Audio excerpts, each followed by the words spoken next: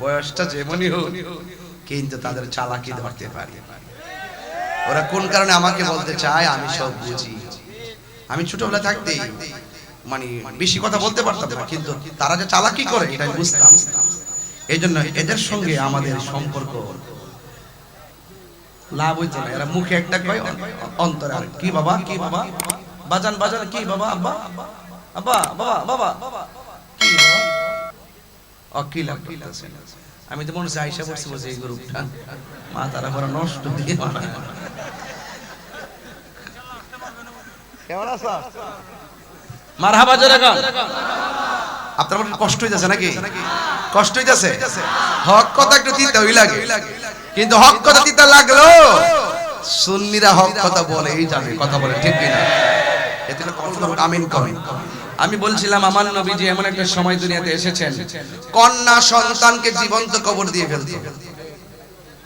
কন্যা সন্তানকে জীবন্ত কবর দিয়ে ফেলতো। এই সমাজটা কি ভালো ছিল? আমার নবী এসে মা বোনদেরকে মর্যাদার আসনে বসিয়েছেন। আমাদের অনেক মা বোনরা কিছু সময় বুঝে না, মাঝে মাঝে হাইকোর্টে, সুপ্রিম কোর্টে, মাঝে মাঝে রমনায়, প্রেস ক্লাবে তারা বক্তব্য দেয় নারী পুরুষ সমান অধিকার। ওরা বুঝে না মূলত নারীদেরকে আল্লাহ কিন্তু অনেক জিতাইছে, কথা কোন ঠিক কিনা? বাবার বাড়ি দিক দাও বা জামাইয়ের বাড়ি দিক দাও বা কত সুবিধা এদেরকে দিচ্ছে, আসলে ওরা বুঝে না। এজন্য আল্লাহ যা দিয়েছেন তাতে সন্তুষ্ট থাকার নামই ঈমান, কথা বলেন ঠিক কিনা বলেন? আমার যুবক ভাইয়েরা, ওয়াজ শুরু হয়ে গেছে। মিলাদ দিয়ে ওয়াজ করলাম, সিরাত দিয়ে ওয়াজ শেষ করব। অনেকে বলে আমরা সিরাতুল নবী মানি না। কে বলছে মানি না? এরা আমাদেরকে মিথ্যা অপবাদ দেয়। আসলে আমরা সিরাতুল নবীও মানি, কিন্তু আমার নবীর মিলাদ যারা অস্বীকার করে এরা সিরাত মানলেও কোনো লাভ হবে না, কথা বলেন ঠিক কিনা? এই জন্য আমার নবী, আপনার নবী রাহমাতুল লিল আলামিন এই দুনিয়ার মধ্যে এমন একটা সময় এসেছেন কন্যা সন্তানকে জীবন্ত কবর দিয়ে ফেলতো। আমার নবী এসে মর্যাদার আসনে বসিয়েছেন। শুধুমাত্র তাই নয়, মা ছেলেকে বিয়ে করত, ছেলে মায়ের কাছে বিয়ে করত। এইভাবে একটা অবস্থা ছিল। আমার নবী এসে তিনি মর্যাদার আসনে বসিয়েছেন। এমন একটা সময় আমার নবী দুনিয়াতে এসেছেন, খানে কাবা পর্যন্ত মূর্তি থেকে নিরাপদ ছিল না। আমার নবী এমন একটা সময় দুনিয়ার মধ্যে এসেছেন যে এই সময়ে আল্লাহর নামটা প্রকাশ্যে ডাকার মতন কোনো মানুষ ছিল না। বন্ধু, প্রকাশ্যে ডাকলে কাফেররা বলতো এই জিকির করা যাবে না, আমাদের বাপ দাদার ধর্মের উপরে চুনকালি মাখা যাবে না, তোমরা ভগবানের, তোমরা মূর্তির পূজা করা লাগবে। কিন্তু এই কথাটা সাহস করে বলবে এই মানুষটা ছিল না রে বাবা। কিন্তু আমার নবী, আপনার নবী রাহমাতুল লিল আলামিন এমন ভাবে নিজেকে মানুষের সামনে প্রেজেন্টেশন করেছেন, কাফেররা পর্যন্ত আমার নবীকে আল আমিন বলেছেন।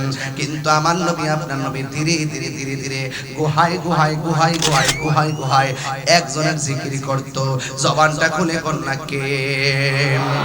কিন্তু আমার নবীর একজন প্রিয় সাহাবী, আল্লাহু আকবার বলে, যার নাম হলো হযরতে আবু বকর সিদ্দিক রাদিয়াল্লাহু তাআলা আনহু। ওই আবু বকর সিদ্দিক রাদিয়াল্লাহু তাআলা আনহু ডাক দিয়া বলে, ইয়া রাসূলুল্লাহ, নবী গো, ও মায়ার নবীজি, আমরা আর কতদিন গোপনে গোপনে আল্লাহর জিকির করব? আর কতদিন আমরা খানকায় বসে বসে আল্লাহর জিকির করব? আর কতদিন গাছতলা বাসতলা গিয়ে আল্লাহর জিকির করব? কিন্তু ইয়া রাসূলুল্লাহ, নবী গো, আমার তো মন চাইতেছে প্রকাশ্যে আমার আল্লাহর জিকির করব।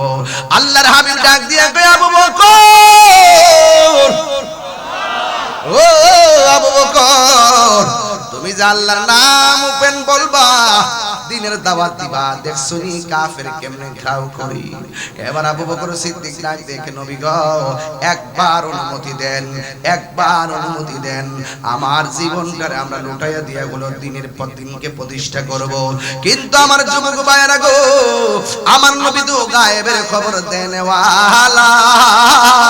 আমার নবী বলে, আবু বকর, না না না না না, এখন এমন একটা সময় আমরা সংখ্যালঘু, কিন্তু সংখ্যাগরিষ্ঠ কাফের আমাদেরকে আক্রমণ করবে।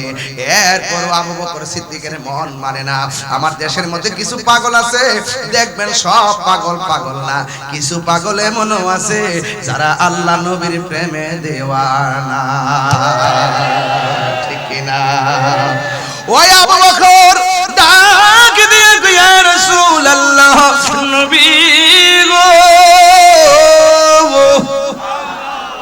ও মায়ার নবী, আপনি শুধুমাত্র অনুমতি দেন, আমি দিনের দাওয়াত প্রথম দিব। এবার আমার নবী ডাক দিয়ে কয়, এ আবু বকর, এমন একটা মুহূর্ত যদি দিনের দাওয়াত দিতে যাও, তাইলে কাফেররা তোমারে মাইরা ফালাইবো, রক্ত দেওয়ার শর্তে দিনের দাওয়াত দিতে রাজি আছো কিনা? সিদ্দিক আকবর বলে, ইয়া রাসূলুল্লাহ, নবী গো, দরকার হয় আমার জীবন দিয়া দিব, এরপরেও আমি ইসলামের দাওয়াত দিব। এই মজলিসের মধ্যে এমন অনেক মানুষ আছে, দরকারে আমার জীবন দিয়া দিব, কিন্তু আমার সামনে আমার মুস্তাফারে গালি দিতে দিব না। কথা বলেন ঠিক কিনা? ওমর রাদিয়াল্লাহু তাআলা আনহু বলেন, যারা নবীরে গালি দিব, আমি ওমরের চরিত্র হলো দেহ দিকে কল্লা কেটে দিব। হাদিস শরীফে আছে, মান সাব্বা নাবিয়ান ফাকতুলুহু, যারা নবীরে গালি দেয় তাদের কল্লা ফালায়া দিতে হবে। এইজন্য সুন্নিরা নবীকে জীবন দিয়া ভালোবাসে। এ বন্ধু, আমার নবী ডাক দিয়া কই, আবু বকর, যদি তোমারে মাইরা ফালাই, আবু বকর ডাক দিয়ে কি, ইয়া রাসূলুল্লাহ, ইয়া হাবিবাল্লাহ, নবী গো, ও মায়ার নবী, দয়ার নবী গো, আপনি আমাকে বললেন জীবন দিতে পারবো কিনা? ইয়া রাসূলুল্লাহ, আপনি শুধুমাত্র পরিবেশ করেন, আমি আবু বকর সিদ্দিক রাজি আছি। এবার আমার নবী একটা পরিবেশ করলো, আমার নবী পরিবেশ কইরা সবারে নিয়ে বসলো। যেই সময় বসছিল, ওই আরবের মধ্যে মাত্র মুসলমান হলো 40 জন। কয়জন? এই 40 জনকে লইয়া যখন আমার নবী মিটিং এর মধ্যে বসলেন, ওই মুহূর্তে কাফেররা মনে মনে কয়, কি ব্যাপার, মুহাম্মদ সাল্লাল্লাহু আলাইহি সাল্লাম কেন সাহাবায়ে কেরামদেরকে নিয়ে তিনি মিটিং এ বসলেন? অবশ্যই আমরা সেখানে যাব। এবার কাফেররা সেই মিটিং এর চতুর্পাশে এসে দাঁড়ায় গেল। পাহাড়তলির বাবা, এই জায়গার মধ্যে সবাই যে সুন্নি এমন না, কিছু কিছু লোক আছে রেকর্ডিং করতে আইছে। সকালবেলা আমারে পাশ দিত, কথা কোন ঠিক না? কিছু কিছু লোক আসছে রেকর্ডিং করে সকালবেলা ভুল ত্রুটি ধরতো, আসেনি রে বাজান। সব জায়গায় দেখবেন মুমিন থাকে না, মুমিনের ভিতরে ভিতরে মুনাফিক আছে না? না, এই আওয়াজে মানিনা জোরে বলো, আছে না? না, এতে কোনো সন্দেহ? কাফের চাইতে মুনাফিক খারাপ, কাফের চাইতে। এই মুনাফিক সমাজে আছে না নাই? এই মুনাফিক থেকে আমাদেরকে সাবধান থাকতে হবে, বুঝতে পেরেছো? আল্লাহ কবুল করুক, আমিন কর। এবার আমার নবী মিটিং জমাইছে গো, নবীর প্রিয় সাহাবী হযরত আবু বকর সিদ্দিক, নবীর প্রিয় হযরত আবু বকর সিদ্দিক, ভালোবেসে শুইল পাশে, ভালো যাইয়া দেখো মদিনা, মদিনা মদিনা, আসে গো মুমিনের ঠিকানা, বলুন মদিনা মদিনা, আসে গো মুমিনের ঠিকানা। দিদার চেয়ে কাঁদো তোমরা, দিদার হও না নবীর দিওয়ানা, মদিনা আসে গো মুমিনের ঠিকানা, বলো মদিনা মদিনা, আসে গো মুমিনের ঠিকানা। জালালউদ্দিন সুয়ুতি ৭৫ বার দেখলো নবীজি, জালালউদ্দিন দেখলো নবীজি, এতবার দেখিয়া নবী, এতবার দেখিয়া নবী, জ্বালা তাহার মিটলো না, মদিনা। মাশাআল্লাহ, মিনের ঠিকানা বলো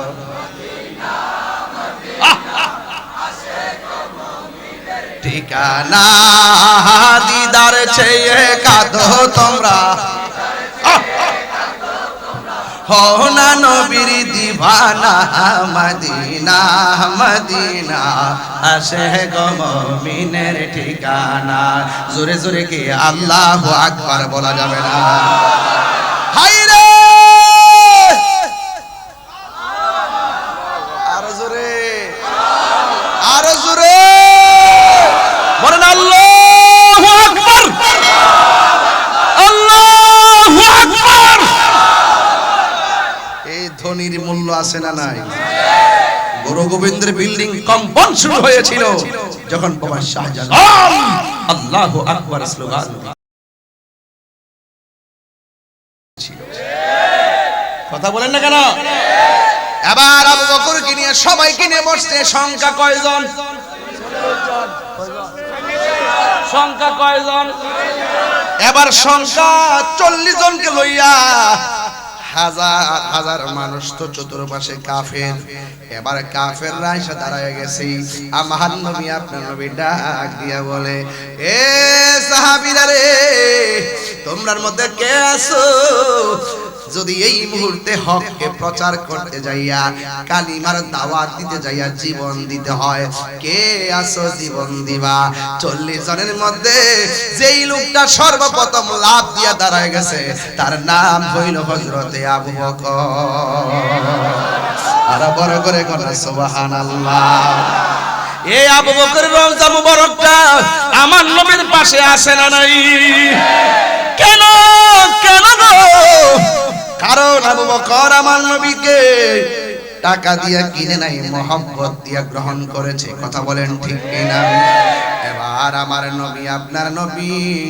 রহমাতুল আলামিন কে আছো জীবন দিবা কালিমা প্রচার করতে যাইয়া যদি জীবন দিতে হয় কে দিবা একজন লোক দাঁড়ায় গেছে যার নাম হইল হযরতে আবু বকর যেই মাত্র আবু বকর সিদ্দিক রাদিয়াল্লাহু তাআলা আনহু দাঁড়ায়া গেছে গো ওই মুহূর্তে কাফেররা হাতের মধ্যে পাথর নিয়ে ঢিল মারা শুরু করছে এমন ভাবে সিদ্দিক আকবরকে পাথর মারতে শুরু করেছে মাথা ফাটায়া ফেলছে আবু বকর সিদ্দিক মাটির মধ্যে পড়ে গেছে মনে হয় যেন তিনি দুনিয়া থেকে বিদায় হয়ে গেছে মানুষ দরাদরি কইরা নবীকে বাড়িতে নিল আবার এই দিকে সিদ্দিক আকবরকে বাড়ির মধ্যে নিয়ে গেল নেওয়ার পরে মাথা দিয়া রক্ত মুবারক ঝরে কোনো কথা কয় না বেহুশ হয়ে পড়ে রইছে যখন একটু হুঁশ আসছে রে আবু বকর সিদ্দিক রাদিয়াল্লাহু তাআলা করে আম্মা জান ডাক দিয়া কে আবু বকর তোমার শরীরটা এখন কেমন লাগতেছে আবু বকর কয় ও মা মা